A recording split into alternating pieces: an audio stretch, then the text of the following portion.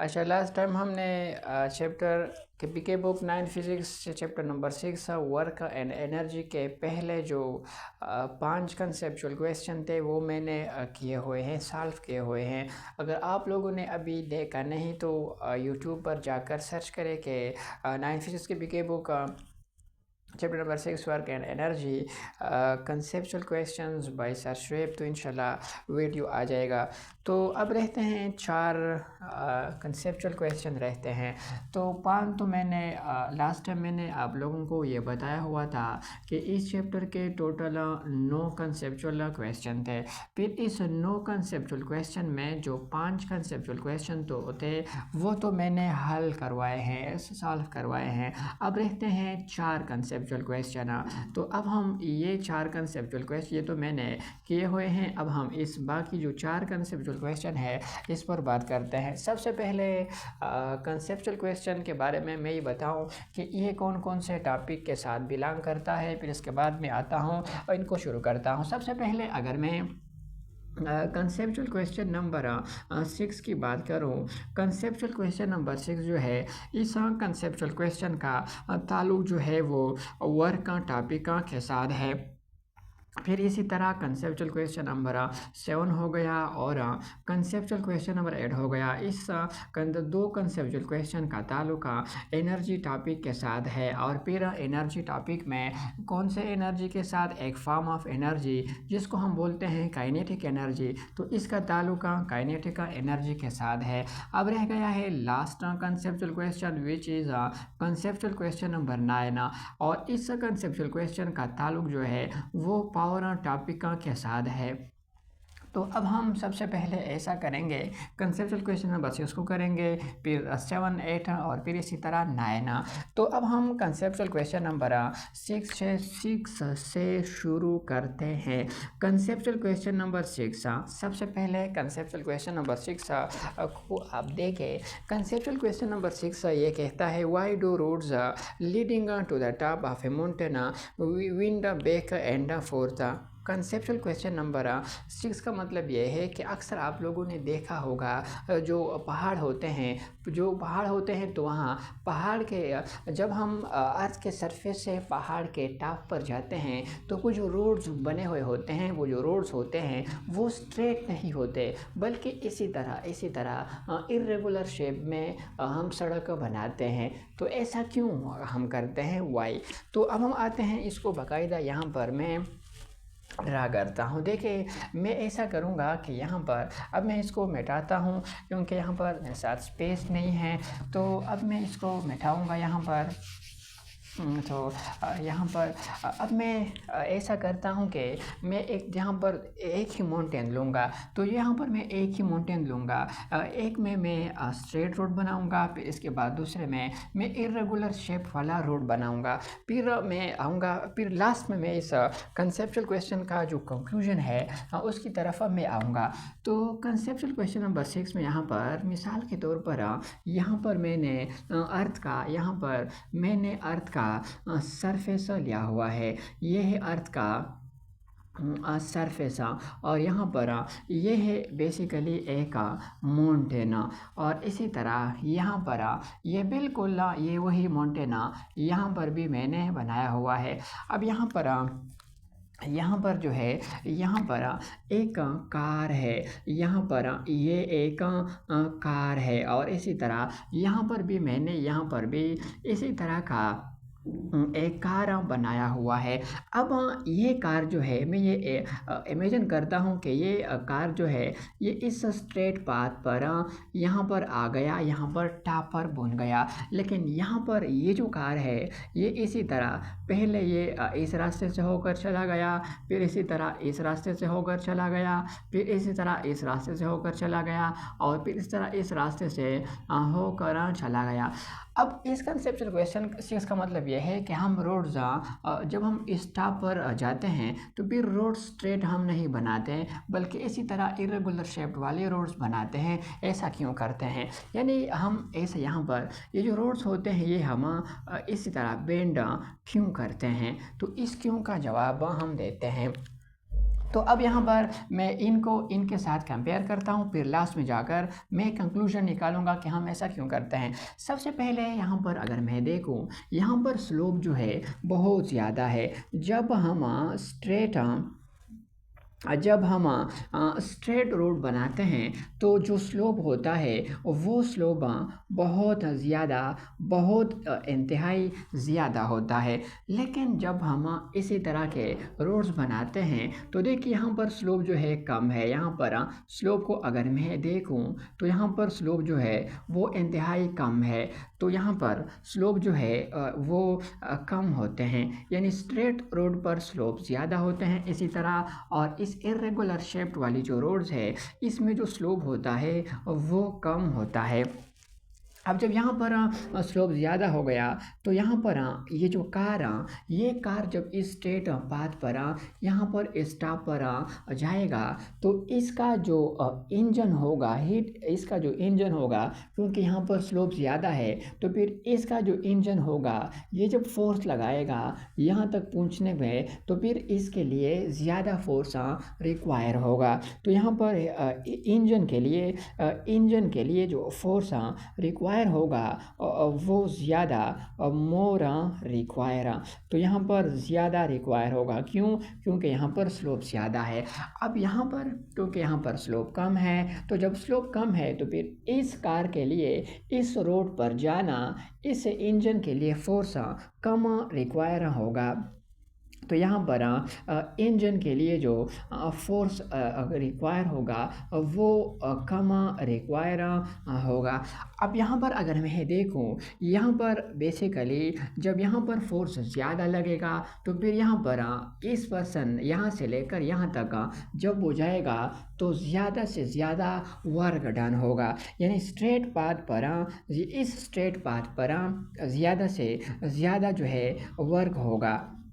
तो यहाँ पर मोर वर्क यहाँ पर होगा। लेकिन यहाँ पर क्योंकि कम फोर्स रिक्वायर है, तो जब कम फोर्स रिक्वायर है तो यहाँ पर कम फोर्स लगेगा। जब कम फोर्स लगेगा तो यहाँ से यहाँ जाने के लिए कम वर्क रिक्वायर होगा, यानी इरेगुलर शेप पर जो वर्क रिक्वायर होता है वो वर्क कम रिक्वायर होता है। अब यहाँ पर अगर मैं देखूँ, यहाँ पर जो है जब यहाँ पर ज़्यादा से ज़्यादा वर्क रिक्वायर होगा तो फिर इस केस में ज़्यादा से ज़्यादा एनर्जी लॉस होगा। इस केस में ज़्यादा से ज़्यादा जो है वो एनर्जी लॉस होगा, मोर लॉस। तो स्ट्रेट पाथ पर स्ट्रेट रोड पर ज़्यादा से ज़्यादा एनर्जी लॉस होता है। लेकिन यहाँ पर क्योंकि कम वर्क रिक्वायर होता है इस रोड पर, तो फिर इस वजह से यहाँ जाने के लिए कम एनर्जी लॉस, यानी इस तरह के रोड्स पर जो एनर्जी ज़ाया होगी, लॉस होगी, वो कम लॉस होती है। इस केस में इस केस में एनर्जी लॉस कम होती है। यहाँ पर जब ये रोड इसी तरह जाएगा तो यहाँ पर ये सेफ़ नहीं है। क्योंकि यहाँ पर स्लोप ज़्यादा है, हो सकता है कि नीचे दोबारा आ जाए। तो यहाँ पर ये जो है सेफ़ नहीं होता, लेस सेफ़। लेकिन ये जो इरेगुलर शेप के फेस में जो रोड में हमने बनाए हुए हैं तो यहाँ पर ये बहुत ज़्यादा सेफ़ होता है। तो यहाँ पर जो है मोर सेफ़, ये बहुत ज़्यादा सेफ़ होता है। अब हम आते हैं यहाँ पर, अगर हमने स्ट्रेट रोड बनाया तो स्ट्रेट रोड पर क्या होता है, स्ट्रेट रोड पर स्लोप ज़्यादा होता है। स्ट्रेट पाथ पर इसकी इंजन के लिए ज़्यादा फोर्स रिक्वायर होगा। यहाँ से लेकर यहाँ तक ज़्यादा से ज़्यादा वर्क डन रिक्वायर होगा और यहाँ से ज़्यादा एनर्जी लॉस होगा, और ये सेफ़ नहीं है।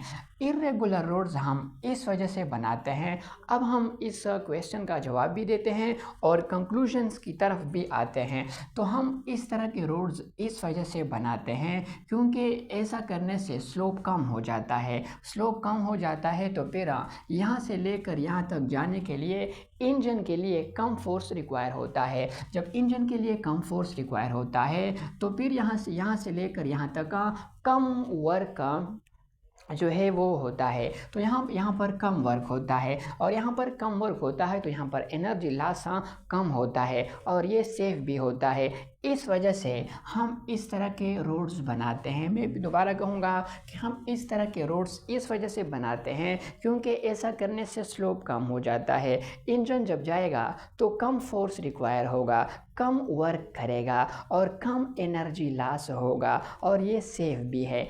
इस वजह से जब हम माउंटेन्स के टॉप पर जाते हैं तो फिर बजाय ये कि हम ये रोड्स बनाएं, इसी तरह के रोड्स बनाते हैं। तो कंसेप्चुअल क्वेश्चन नंबर 6 जो है ये हो गया। अब आते हैं कंसेप्चुअल क्वेश्चन नंबर 7 की तरफ।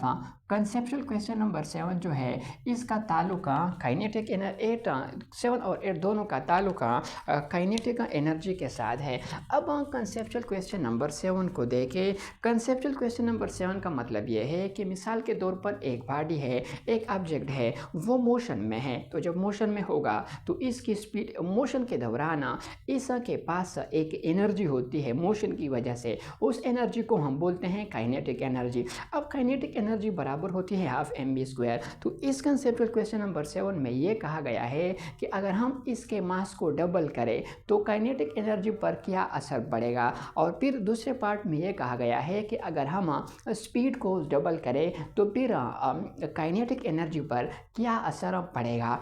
और कंसेप्चुअल क्वेश्चन नंबर 8 भी बिल्कुल इसी तरह का है। कंसेप्चुअल क्वेश्चन नंबर 7 में स्पीड को हमने डबल किया हुआ है, और कंसेप्चुअल क्वेश्चन नंबर 8 में स्पीड को हमने ट्रिपल किया हुआ है।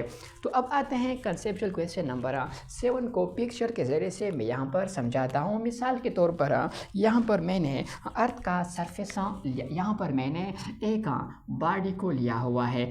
ये जो बॉडी है इसकी मास है m।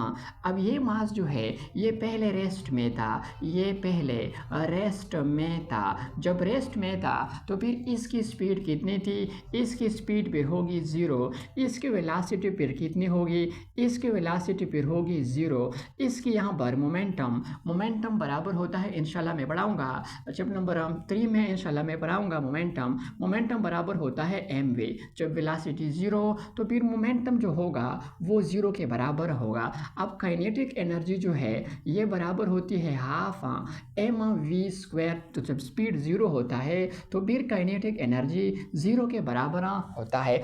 अब ऐसा हो गया कि ये जो मास है ये मास मोशन में आ गया, ये मास मोशन में आ गया। तो जब ये मास मोशन में आ गया अब इसकी स्पीड होगी, बिल्कुल इसकी स्पीड होगी क्या, अब इसकी वेलोसिटी होगी, बिल्कुल इसको स्पीड इसको वेलोसिटी बोले, बिल्कुल इसकी वेलोसिटी होगी। जब वेलोसिटी होगी तो फिर मोमेंटम भी होगा क्या, इस बॉडी के पास मोमेंटम होगा, बिल्कुल इस बॉडी के पास मोमेंटम होगा। तो जब स्पीड होगी तो फिर काइनेटिक एनर्जी भी होगी क्या, अब इसके पास काइनेटिक एनर्जी होगी, बिल्कुल इसके पास काइनेटिक एनर्जी होगी। अब हमने ये करना है कि हमने यहाँ पर इसको 2 पार्ट में करना है। पहले पार्ट में हमने ये बताना है कि अगर हम इस बॉडी के मास को डबल करें, अगर हम इस बॉडी के मास को क्या करें, इस बॉडी के मास को डबल करें तो फिर काइनेटिक एनर्जी जो होगा इसके ऊपर क्या असर पड़ेगा, काइनेटिक एनर्जी के ऊपर क्या असर पड़ेगा, पड़ने वाला है। और अगर दूसरे पार्ट में हमने ये बताना है कि अगर हम इस मास के स्पीड को डबल करें, अगर हम इस मास के स्पीड को डबल करें तो जब हम इस मास के स्पीड को डबल करते हैं तो फिर बताए कि फिर इसके इस मास के काइनेटिक एनर्जी पर क्या असर पड़ेगा, क्या इफेक्ट पड़ेगा।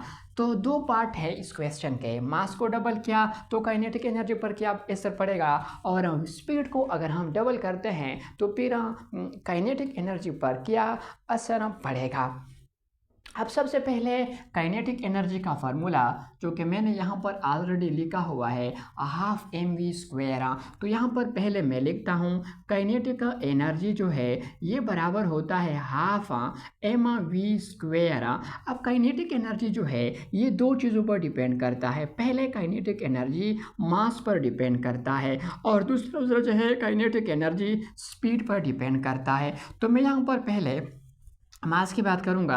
पहले मैं क्योंकि यहाँ पर मैंने मास को ज़्यादा किया हुआ है तो मैं यहाँ पर मास की बात करूंगा तो फिर स्पीड को मैं इस पहले केस में कांस्टेंट लूँगा। तो देखिए स्पीड कांस्टेंट है और 1/2 भी कांस्टेंट है। तो जब हम इसको ज़रब कर लेते हैं तो फिर इनसे कांस्टेंट आ जाता है। इक्वलिटी साइन और कांस्टेंट जब हम रिप्लेस कर लेते हैं तो फिर इनसे प्रोपोर्शनलिटी आ जाता है। तो kinetic energy is directly proportional into mass. अब इस इक्वेशन का मतलब यह है कि जब हम मास को ज़्यादा करेंगे तो फिर काइनेटिक एनर्जी जो होगा वो ज़्यादा होगा। जब हम मास को मैक्सिमम करें तो फिर जो काइनेटिक एनर्जी होगा वो भी मैक्सिमम होगा। जहाँ पर मास ज़्यादा होगा तो वहाँ पर काइनेटिक एनर्जी जो होगा वो भी वहाँ पर ज़्यादा होगा। जब हम मास को कम करेंगे तो फिर काइनेटिक एनर्जी भी कम होगा। जब हम मास को मिनिमम करें तो फिर काइनेटिक एनर्जी भी मिनिमम हो जाएगा। जहाँ पर भी मास कम होगा, स्मॉल होगा, वहाँ पर भी काइनेटिक एनर्जी स्मॉल होगा, क्योंकि लीनियर डायरेक्ट रिलेशनशिप होता है। अब अगर मैं मास को डबल करूँ तो फिर काइनेटिक एनर्जी जो होगा वो भी डबल हो जाएगा। तो यहाँ से क्योंकि क्वेश्चन में ये कहा गया है कि जब हम मास को डबल कर लेते हैं तो इसका जवाब हमें यहाँ से मिला कि जब हम मास को डबल कर लेते हैं तो काइनेटिक एनर्जी डबल होगा। तो अब यहाँ पर इस क्वेश्चन का जवाब आंसर करें। जब हम इस मास को डबल कर लेते हैं तो इसकी जो काइनेटिक एनर्जी होगी वो भी क्या हो जाएगी, वो भी डबल ही हो जाएगी। मैं इसको ज़रा और भी डीपली जाकर एक्सप्लेन करता हूँ। अगर मैंने ऐसा किया कि इसके मास को 3 गुना ज़्यादा कर दिया तो फिर काइनेटिक एनर्जी भी 3 गुना ज़्यादा होगा। अगर हम मास को 4 गुना ज़्यादा करें या कम करें तो फिर काइनेटिक एनर्जी भी 4 गुना कम ज़्यादा होगा या फिर कम होगा। तो इस पार्ट का जवाब ये हुआ कि जब हम इस मास के मास को डबल कर लेते हैं तो जब मास को डबल कर लेते हैं तो फिर इस मास की जो काइनेटिक एनर्जी होगी वो भी डबल हो जाएगी। क्यों? वो इस वजह से क्योंकि काइनेटिक एनर्जी मास पर डिपेंड तो करता है लेकिन काइनेटिक एनर्जी मास के साथ डायरेक्ट या लीनियर रिलेशनशिप में है। ये पार्ट तो हमने कर दिया। अब आते हैं दूसरे पार्ट। देखिए दूसरे पार्ट में हमने स्पीड को डबल करना होगा। तो जब हम स्पीड को डबल करते हैं तो फिर हम काइनेटिक एनर्जी पर क्या असर पड़ेगा। देखिए यहाँ पर काइनेटिक एनर्जी का फार्मूला सबसे पहले यहाँ पर मैं लिख लेता हूँ। काइनेटिक एनर्जी बराबर होता है हाफ एम वी स्क्वेयर। अब काइनेटिक एनर्जी फिर दो चीज़ों पर डिपेंड करता है। पहले काइनेटिक एनर्जी मास पर डिपेंड करता है जो कि मैंने यहाँ पर डीपली जाकर एक्सप्लेन भी किया हुआ है। दूसरा काइनेटिक एनर्जी जो है ये स्पीड पर भी डिपेंड करता है। मास वाला जो रिलेशन है वो तो मैंने यहाँ पर एक्सप्लेन किया हुआ है।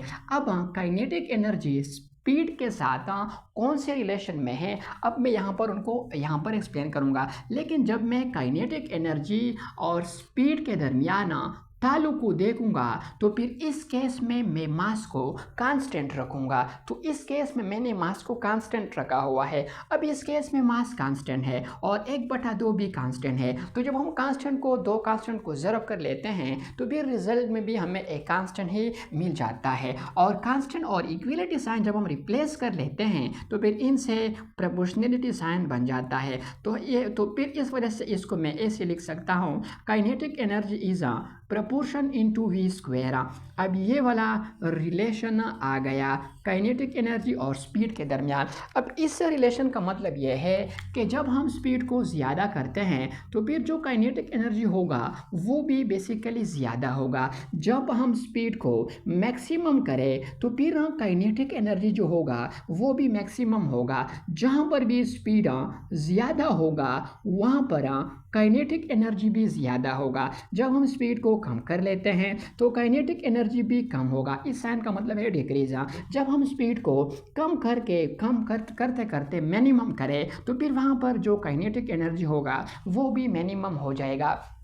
इसी तरह जब हम जहाँ पर भी स्पीड स्मॉल होगा वहाँ पर काइनेटिक एनर्जी भी स्मॉल होगा। इसका मतलब होता है स्मॉल। अब जब हम स्पीड को ज़ीरो कर लेते हैं तो फिर काइनेटिक एनर्जी भी ज़ीरो होगा, जो कि यहाँ पर मैंने लिखा हुआ भी है। जब बॉडी रेस्ट में होती है तो स्पीड ज़ीरो होता है तो फिर काइनेटिक एनर्जी ज़ीरो होता है, वो तो मैंने यहाँ पर एक्सप्लेन भी किया हुआ है।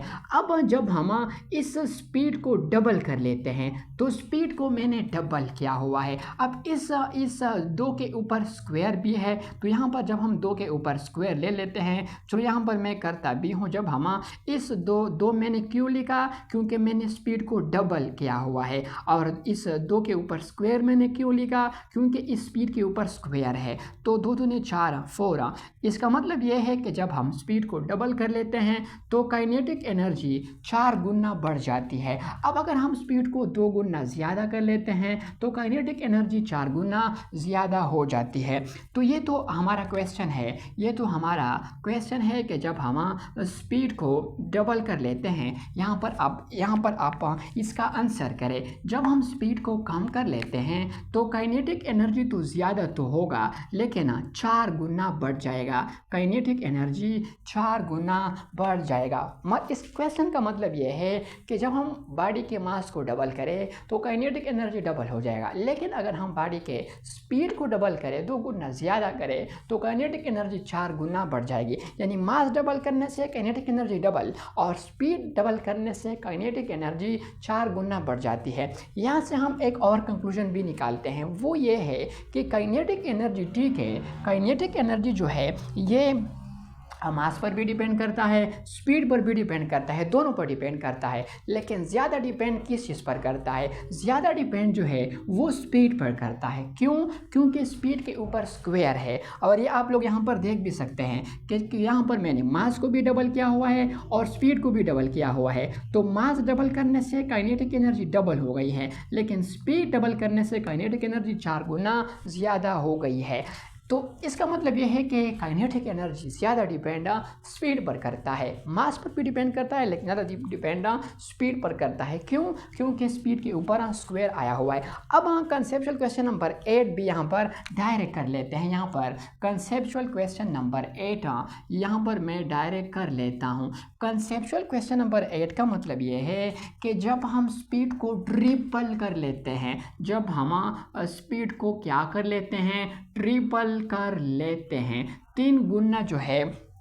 तो जब हम स्पीड को ट्रिपल कर लेते हैं यानी 3 गुना ज़्यादा करते हैं या 3 गुना कम कर लेते हैं तो फिर काइनेटिक एनर्जी पर क्या असर पड़ेगा, काइनेटिक एनर्जी किस फैक्टर से इफेक्ट होगा। तो यहाँ पर आप लोग देख भी सकते हैं, जब हम काइनेटिक एनर्जी को 2 गुना ज़्यादा करते हैं तो 2 के ऊपर स्क्वायर ले ले तो फिर 4 आ जाता है। अब यहाँ पर आप लोग स्पीड को 3 गुना ज़्यादा करें, तो जब हम स्पीड को 3 गुना ज़्यादा कर लेते हैं तो इसके ऊपर स्क्वायर ले ले, तो जब हम इस 3 के ऊपर स्क्वायर ले लेते हैं तो ये आ जाता है 9। मतलब ये है कि काइनेटिक एनर्जी 9 गुना जो है, जब हम स्पीड को 3 गुना ज़्यादा करते हैं तो काइनेटिक एनर्जी 9 गुना बढ़ जाती है। या जब हम स्पीड को 3 गुना कम करते हैं तो फिर काइनेटिक एनर्जी 9 गुना कम हो जाती है। यानी इसका मतलब ये है कि जब हम स्पीड को ट्रिपल करते हैं तो काइनेटिक एनर्जी जो है ये 9 गुना, अगर हम 3 गुना ज़्यादा करें, अगर हम इसको स्पीड को 3 गुना ज़्यादा कर लेते हैं तो फिर काइनेटिक एनर्जी भी 9 गुना ज़्यादा होगा।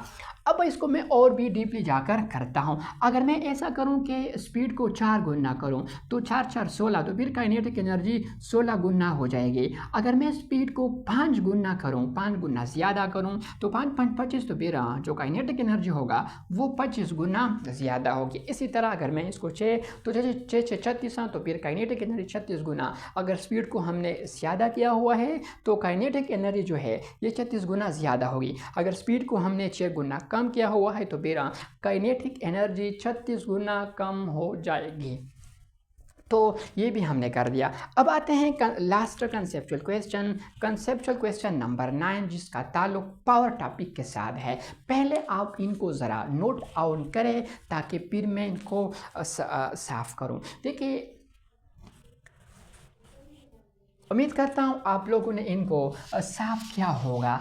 अब आते हैं कंसेप्चुअल क्वेश्चन नंबर 9 की तरफ, लास्ट कंसेप्चुअल क्वेश्चन की तरफ अब आते हैं। और इस लास्ट कंसेप्चुअल क्वेश्चन का ताल्लुक पावर टॉपिक के साथ है। तो मैं ऐसा करता हूं कि यहाँ पर कंसेप्चुअल क्वेश्चन नंबर 9 को डायरेक्ट लिखता भी हूं और साथ साथ डायरेक्ट मैं इनको डायरेक्ट जिसका जो सॉल्यूशन है वो मैं डायरेक्ट दे देता हूं। तो सबसे पहले कंसेप्चुअल क्वेश्चन नंबर 9, जिसका ताल्लुक पावर टॉपिक के साथ है।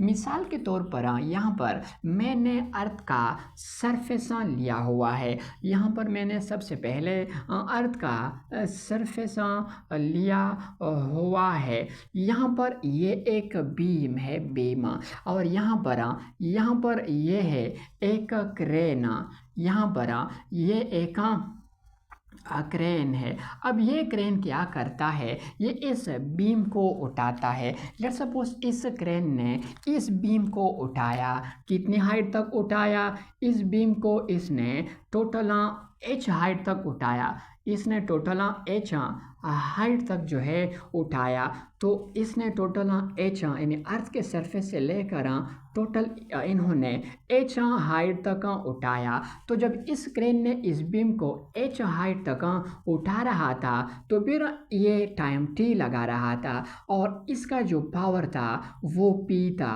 अब इस कंसेप्चुअल क्वेश्चन नंबर 9 का मतलब ये है, अगर ये क्रेन इस मास को, इस बीम को h डिस्टेंस के बराबर और भी उठाए तो इसको h डिस्टेंस के बराबर और भी उठाए, h ये था तो फिर इसको h डिस्टेंस और भी उठाए तो इन्होंने h डिस्टेंस के बराबर और भी उठाए। ये भी h था तो ये भी h हो गया। अब तो यहाँ पर तो h बढ़ जाएगा, तो जब h बढ़ जाएगा तो पोटेंशियल एनर्जी बढ़ जाएगी, तो फिर वर्क बढ़ जाएगा, तो जब वर्क बढ़ जाएगा तो फिर पावर बढ़ जाएगी। तो इस कंसेप्चुअल क्वेश्चन नंबर 9 का मतलब यह है कि इस क्रेन को कितनी पावर उन्होंने ज़्यादा कर दी, कितनी पावर उन्होंने ज़्यादा कर दी, कितनी पावर उन्होंने ज़्यादा कर दी। देखिए यहाँ पर हाइट जो है, यहाँ पर यहाँ से लेकर यहाँ तक, तो ये है h डैश, और ये h डैश जो है ये h और जमा h, ये 2h के बराबर है। और यहाँ से लेकर यहाँ तक ये जो टाइम लगाए ये हाफ टाइम लगाए। कितना टाइम लगाए? हाफ टाइम लगाए। यानी इस कंसेप्चुअल क्वेश्चन नंबर 9 का मतलब ये है कि इस क्रेन की कितनी पावर ज़्यादा होगी या फिर कम होगी कि उन्होंने इस बीम को हाइट h के बराबर और भी उठाया और टाइम को हाफ लगाया। यानी h के बराबर डिस्टेंस को ज़्यादा कर दिया और टाइम को उन्होंने हाफ लगाया। तो फिर इसकी पावर कितनी होगी? इसकी पावर ज़्यादा होगी, कम होगी, कितनी होगी? अब हम करते हैं। देखिए सबसे पहले हमें पता है पावर क्या होता है। कोई भी बॉडी, इंशाल्लाह मैं इसको एक्सप्लेन भी करूँगा, 1 सेकंड में कोई भी बॉडी जितना वर्क करे तो फिर उस 1 सेकंड वाले उस वर्क का दूसरा नाम होता है पावर। यानी पावर असल में वर्क है, वो वर्क है जो किसी भी बॉडी 1 सेकंड में करे। अब यहाँ पर ये जो यहाँ पर अगर मैं देखूँ इस केस में जो वर्क होता है ये mgh के बराबर होता है, वो mgh के बराबर होता है। और यहाँ पर इसको मैंने इक्वेशन नंबर 1 जो है वो दिया हुआ है। अब यहाँ पर अगर मैं देखूँ, क्योंकि हाइट बढ़ गई है तो जब हाइट बढ़ गई है तो फिर टाइम जो है वो भी कम हो गया है यानी घट गया है। यानी जब हम बेसिकली हाइट को बढ़ा देते हैं तो फिर वर्क बेसिकली बढ़ जाता है। यानी जब हम हाइट को चेंज करते हैं तो वर्क भी चेंज होता है, पावर भी चेंज होता है। यहाँ पर टाइम टी था और यहाँ पर जो है टाइम को हाफ लगाया हुआ है, यानी टाइम भी हाफ हुआ है। तो जब टाइम हाफ हुआ है, टाइम चेंज हुआ है, तो फिर पावर चेंज होगा। वो जो चेंज पावर है उसको मैं पी डेट से लिखता हूँ और इसको मैं ऐसे लिखता हूँ कि वर्क और यहाँ पर मैं लिखता हूँ डैश और यहाँ पर मैं लिखता हूँ basically T dash is equal to, अब यहाँ पर मास भी बिल्कुल वही है, मास भी चेंज नहीं हुआ, जी की वैल्यू भी चेंज नहीं हुआ, लेकिन यहाँ पर एच चेंज हुआ है। क्यों? क्योंकि पहले एच था, अब एच और भी है, तो टोटल एच डैश है, 2h है, चेंज हुआ है। तो फिर यहाँ पर मैं डैश और यहाँ पर जो है वो टाइम भी चेंज हुआ है। तो यानी यहाँ से लेकर यहाँ तक टाइम टी लगा रहा था और यहाँ से लेकर यहाँ तक हाफ टाइम लगा रहा है। तो देखिए टाइम भी चेंज हुआ है। अब इसको आप लोग इक्वेशन नंबर 2 का नाम दे दे। अब इसमें मैं वैल्यूज़ को पुट कर लेता हूँ।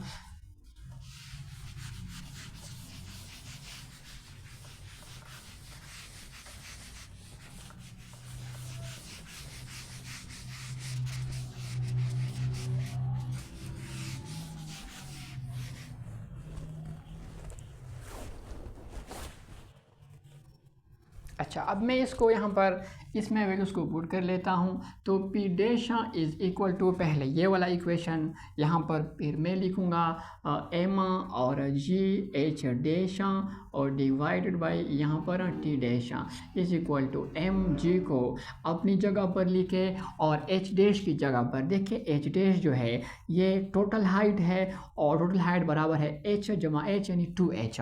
तो इस एच डैश की जगह पर और 2h लिखे डिवाइड बाई और टी प्राइम की जगह पर हाफ टाइम लिखे। इसको मैं ऐसे भी लिख सकता हूँ क्योंकि यहाँ पर इसको मैं ऐसे भी लिख सकता हूँ। तो इसको आप लोग इसको जो है आप लोग ऐसे भी इसको मैं लिख सकता हूँ, बिल्कुल इसको मैं ऐसे भी लिख सकता हूँ। हाँ बिल्कुल, यहाँ पर हाफ टाइम, तो यहाँ पर मैं इसको ऐसे भी लिख सकता हूँ। तो इस टी डैश की जगह पर हाफ और यहाँ पर आ जाएगा टी। तो इसको मैं ऐसे भी लिख सकता हूँ कि टू एम और जी और एच डिवाइड बाई यहाँ पर आ जाएगा, यहाँ पर आ जाएगा टी को एक के साथ ज़रब करें t/2। अब जब हम इस 2 को यहाँ पर आते हैं तो फिर इसका जो पावर है वो -1 हो जाता है। तो जब इसको फिर ऊपर यहाँ पर उठाते हैं तो इसका जो पावर है वो फिर +1 हो जाता है। इसका मतलब ये है कि इस 2 को 2 के साथ ज़रब करें। तो जब चलो मैं एक और स्टेप भी कर लेता हूँ, 2 × m और जी एच डिवाइड बाई यहाँ पर तो 2 चला गया है, सिर्फ टी स्मॉल टी रह गया है इज इक्वल टू, तो यहाँ पर आ जाएगा 4m जी और h डिवाइड बाई टी। अब ये जो M G H divide by T है, M G H divide by T ये पी के बराबर है, इसके बराबर है और ये पी के बराबर है। तो इसकी जगह पर मैं डायरेक्ट इसको ऐसे लिख सकता हूँ। चलो इसको ब्रैकेट में बंद करें तो यहाँ पर मैं ये पी के बराबर है। तो पी डैश जो है पी डैश ये बराबर हो गया 4p। यानी इसका मतलब ये है कि ये जो क्रेन है इसका पावर बढ़ गया है, इसका पावर बढ़ तो गया है लेकिन किस फैक्टर से बढ़ गया है? 4 फैक्टर से बढ़ गया है। मतलब ये है कि जब ये क्रेन इस बीम को h हाइट तक उन्होंने उठाया तो पावर p जो है उन्होंने किया। अब जब ये क्रेन इसको अर्थ के सरफेस से इस h के बराबर और भी एज के बराबर ले जाए और टाइम को हाफ लगाए तो ये अपना पावर ज़्यादा करेगा, 4 गुना ज़्यादा करेगा। तो उम्मीद करता हूँ आप लोगों को समझ में आ गया होगा। तो ये थे कंसेप्चुअल क्वेश्चन जो कि हमने K PK book 9 physics chapter number 6 work and energy के टोटल 9 कंसेप्चुअल क्वेश्चन थे। पहले वीडियो में मैंने 5 क्लियर किए और आज मैंने फिर 4 एक्सप्लेन किए। तो पढ़ाई करते रहे, ऑल द वेरी बेस्ट।